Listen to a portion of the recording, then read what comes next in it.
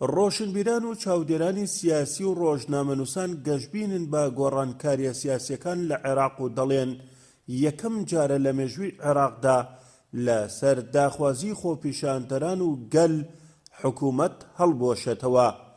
ئومێدەوارن وڵات بەرەو ئاوەدانی و خۆشگوزەرانی هەنگاو بنێت.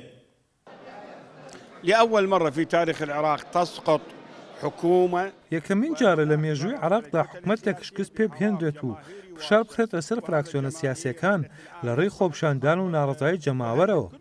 ئێستا ئەو جەماوەرە بۆتە هەڕەشە بۆ سەر نەخشەی سیاسی عێراق و هەڕەشەیە بۆ سەر ئەو لایەنانی کە شکستیان هێنا و سەرکەوتوو نەبوون لە پێشکەشکردنی خزمەتگوزارەکان بە تایبەتی لە باشوور و ناوەڕاستی عێراقدا. الكتل السياسية في وادي والشعب العراقي في وادي. من الخطأ أن يرددون أن الحكومة الجديدة أو الوزراء الجدد وزراء كفاءات. هەڵەیە کە داوای وەزیری نێو شارەزا و بەتوانا دەکەن.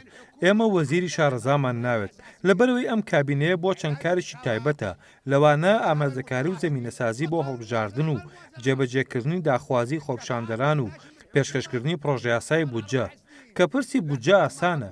وەزیری شارەزا و بەتوانا بۆ حکوومەتێکە کە بۆ ماوەی 4 ساڵ بێت، بەڵام بۆ حکوومەتێکی چەند مانگە پێویستمان بە کەسانی سەربەخۆ هەیە کە بتوانێت ئەو داخوازانەی ئێستا جێبەجێ بکات.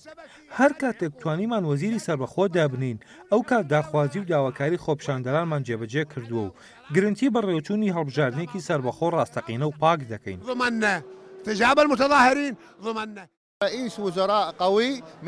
ئەگەر سەرۆک وەزیران بەهێز بێت بە پشتیوانی ئیرادەی گەل و بەبێت دەستوەردانی حیزبەکان لە توانایدا دەبێت کۆنتڕۆڵی دۆخەکە بکات و خزمەتگوزارەکان بۆ گەلانی عێراق دابین بکات.